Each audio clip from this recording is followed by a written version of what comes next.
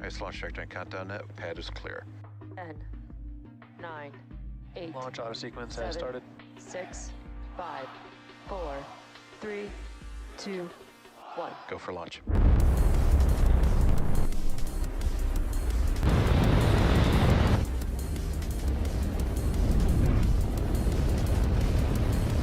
Vehicle is supersonic.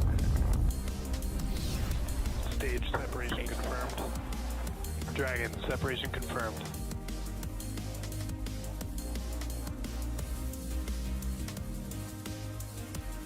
Stage 1 is transonic. Landing legs have deployed. And Falcon 9 has landed. You heard it, Crew-7 getting the go for launch, just T-minus 30 30 seconds away for an on-time launch. At the time of liftoff today, the space station will be flying 260 miles over southeastern Iraq. T-minus 15. T-minus 10, 9, 8, 7, 6, 5, 4, 3, 2, 1. 4 hours. Liftoff. Go Falcon, go Dragon, go Crew-7. Endurance ascends an international crew destined for the International Space Station. Stage 1 propulsion. 1.7 million. Good calls from the propulsion officers here. Propulsion's nominal. 1.7 million pounds of thrust on Falcon 9, taking Crew-7 to the International Space Station. Now traveling almost 300 miles per hour.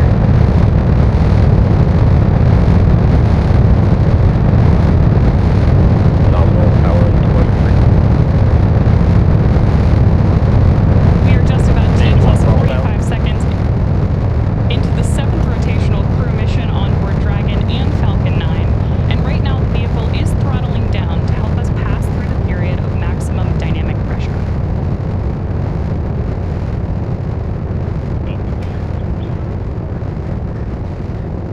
There's the call out that Crew-7 is now moving faster than the speed of sound.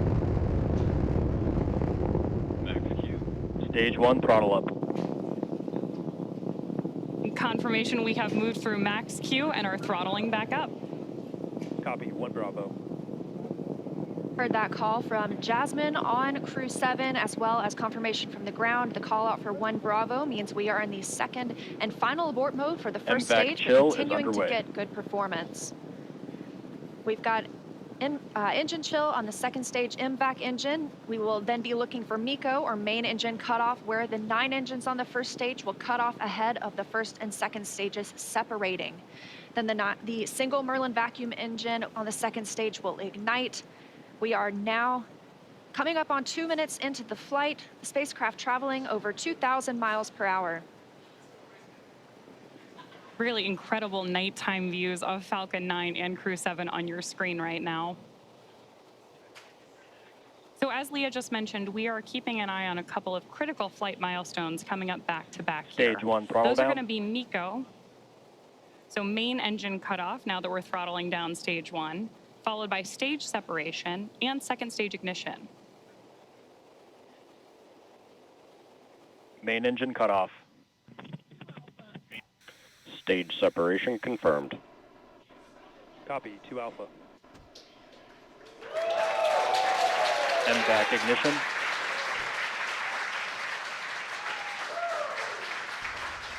So there you heard and saw MECO, stage sep, and hopefully you heard Jasmine call out for the 2 Alpha abort mode just before second stage ignition. And of course, this is the second stage, powering Dragon on its flight, now traveling almost 4,000 miles per hour. Over 3 minutes since launch, the second stage will continue to power the spacecraft.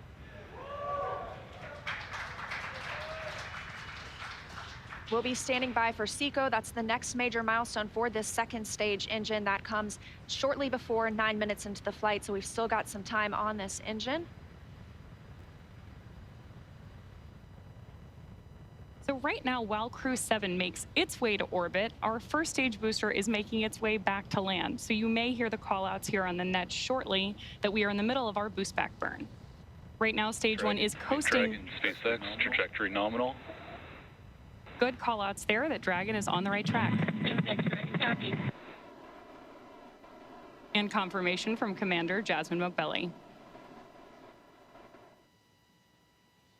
Continuing to see good performance on this lone Merlin vacuum engine on the stage.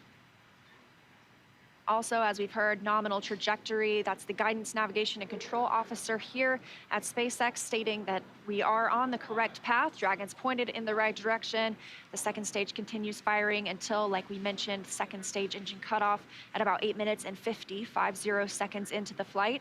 Right now, we are 4 minutes and 30 seconds since our on-time liftoff, now traveling at 5,000 miles per hour. More good news from Mission Control. Acquisition of signal, Bermuda. So with that Bermuda call out, we actually know that the ground station transmitting this flight data back to us is coming from Bermuda. The crew is currently pulling a little more than 1 G as the second stage engine continues to propel their flight. Continuing to hear good calls to the crew, now 5 minutes and 30 seconds into the flight, traveling at 6,400 miles per hour. Now, at this point in the flight, we are just about 15 seconds away from stage 1 entry burn start. At this point, the center engine on Falcon 9 will be lit for just about 10 seconds to help us slow the vehicle down as it re-enters the Earth's atmosphere. That's not the only thing helping us on re-entry, though. The first stage sees high drag on re-entry, which scrubs roughly 70% of the velocity by the time the landing burn begins, which you just had great views of on the left-hand side of your screen. Florida Space Coast beginning to come into view in the background. All while Crew-7, of course, on the right-hand side of your screen, lit up by that MVAC engine, continues on its way to orbit.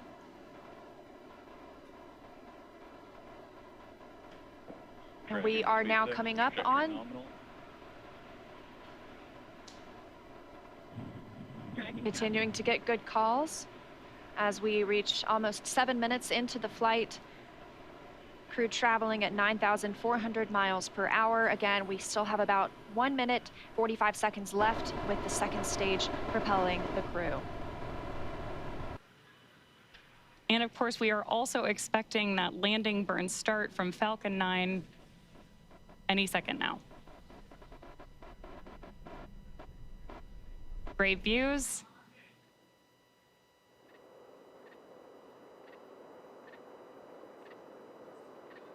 Stage 2, FTS is saved.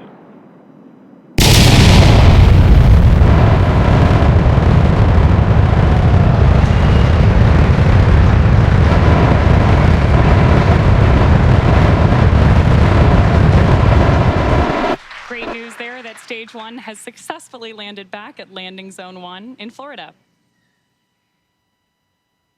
And stage 2 continues to propel Dragon and our Crew-7 crew members. We now are coming up on SECO, second stage engine cutoff. Again, looking at that about 8 minutes and 50 seconds into the flight. And we are standing by for second stage engine cutoff. Copy, Shannon. MVAC shutdown. There's audio confirmation, and you can see on your screen that we have had successful second engine cutoff 1 of our MVAC engine. Dragon, SpaceX, nominal orbit insertion. Dragon. And good news there that Crew-7. Nominal orbital insertion.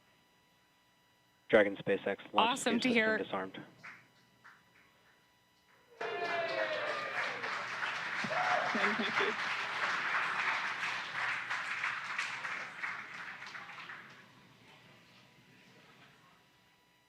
That's the first look at the crew, now in microgravity, confirmation of a good Earth orbit insertion.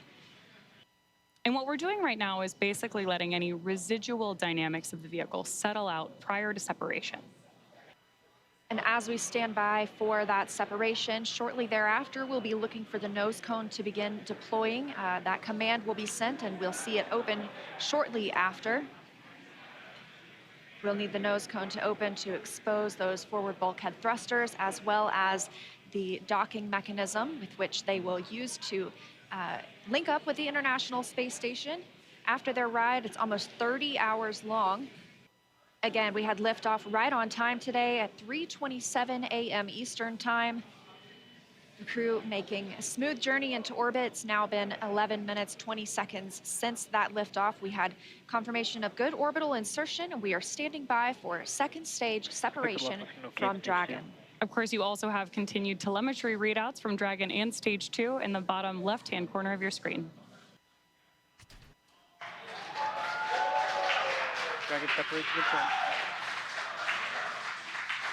Crew-7, on behalf of the Falcon team, I'd like to welcome you to orbit, and we hope you enjoyed the ride on Falcon 9. Space travel is difficult, even though you make it look easy, so thank you for trusting us to get you up there. It's not a bad way to spend a day in the office. Stand by for words from the launch director. Hello, Crew-7. This is Launch Director here on Countdown.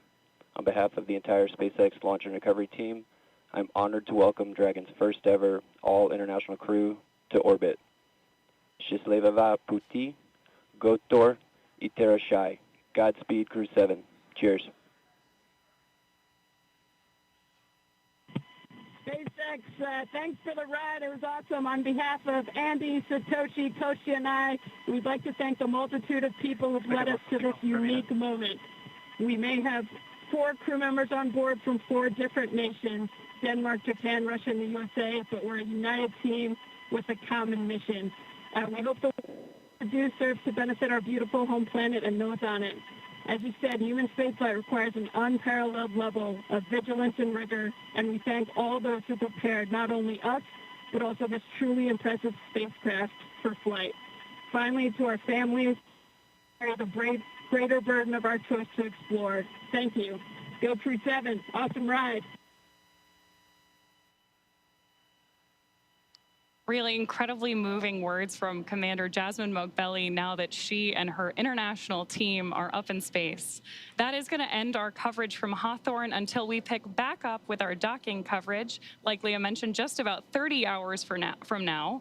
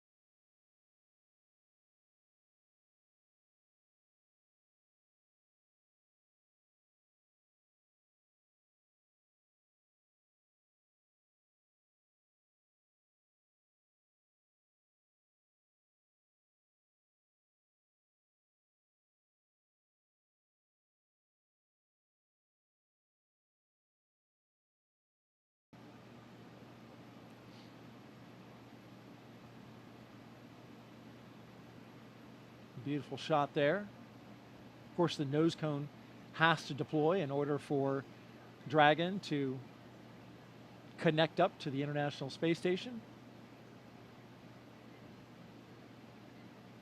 And once this clears out of the way, it is quite a view. Depending on where Earth is in relation. Pointed mostly in space, which makes sense. Sometimes you get an Earth view. There's a lot of space in space. There certainly is indeed. Now, a member of Crew-7 will kick off a major study that will give us a comprehensive look at how the human body is affected by time and space. Let's bring in now NASA's Jasmine Hopkins for more. As we saw this morning, the Commercial Crew program launches astronauts from American soil, and this enables NASA's human research on the International Space Station. Joining us now to talk more about that is Kurt Costello, ISS Chief Program Scientist. Thank you for joining us, Kurt. Thanks, Jasmine. It's great to be here this morning. We are glad to have you here. So how does the Commercial Crew program better enable NASA's human research? So the Commercial Crew program has enabled us to launch again from U.S. soil. And what that means is a lot of our sensitive science that needs to be loaded within the last few hours before we launch can now be quickly transported from our labs here at KSC to the vehicle on the launch pad. So this enables us a late load capability that allows us to get our samples, critical samples, onto the vehicles. And the Commercial Crew program has also enabled us to launch more frequently and regularly. So a lot of our sensitive investigations that need specific timing for when we get those samples to the space station and then back down are enabled by that program. That is great, Kurt. And can you tell us a little bit more about the new human research investigation going to be part of Crew-7? Sure. I think you're referring to CIPHER, and CIPHER is not just one investigation, but 14 in one. And what it's really setting out to do is to help us understand whether we have risks from my wife. to humans being in space I'm always for longer than 6 the last to leave the house whenever we're going anywhere. Personally, I think it's with good reason. But they say I'm the slowest person alive, which is also why it's a 3-toed sloth, not a 2-toed sloth, because apparently that would be too fast for me. So welcome to space, Sasha the sloth.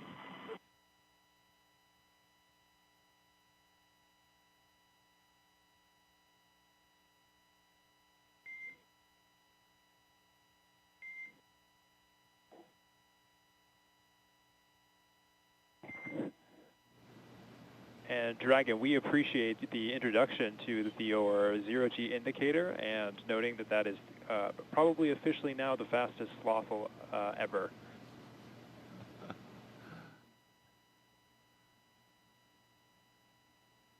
This is Satoshi.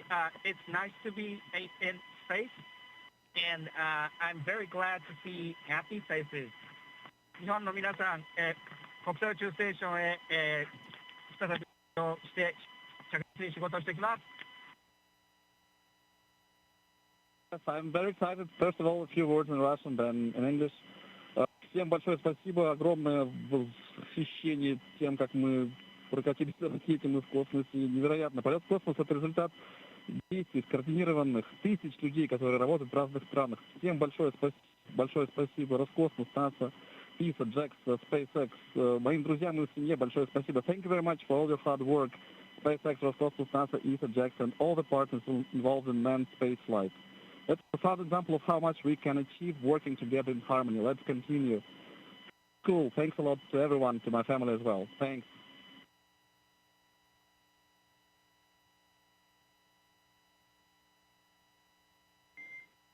SpaceX copies all. Thank you for the kind words. And Jaws, if you are ready to copy, I do have some upcoming words on the phase burn.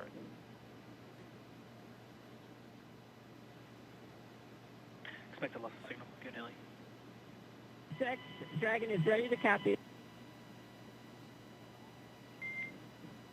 Okay, wanted to give you an update that we are going to be losing TDRS for voice comms for about 15, that's approximately 15 minutes, which is going to include that upcoming phase burn per your displays. We do have a ground station pass during that burn prep, so you will actually be able to call us in the blind. However, you will be LOS during the burn. There's no concerns, but we'll pick you back up at 0819 Zulu, which will be right after the burn, and we'll confirm that burn performance. How copy? SpaceX Dragon copies all. We'll lose you on TDRS for the phase burn, but we can make calls via the ground station in the blind, and we'll catch you on the backside at 0819. Good readback. Okay, you just heard some communication between Commander Jasmine Mogbelli and SpaceX's launch team. Just saying they're going to lose TDRS connectivity, which will, during the burn, they'll be unable to communicate, but they've got a ground station that will catch them on either side of that. So communication will be established before and after the burn. Earlier, we heard some words from Andy Mogensen. Of course, you told us that that was a sloth. I wasn't sure that we were going to be able to, get some words from him, but it was good to hear from him and the other crew members about, now that they're in space and sharing a message with the world. Absolutely, and we got a name, Sasha the Sloth. Sasha the Sloth. The fastest moving sloth ever to be a sloth. Yeah, among the legendary, famous stuffed animals in space. That's now. right. That's a thing.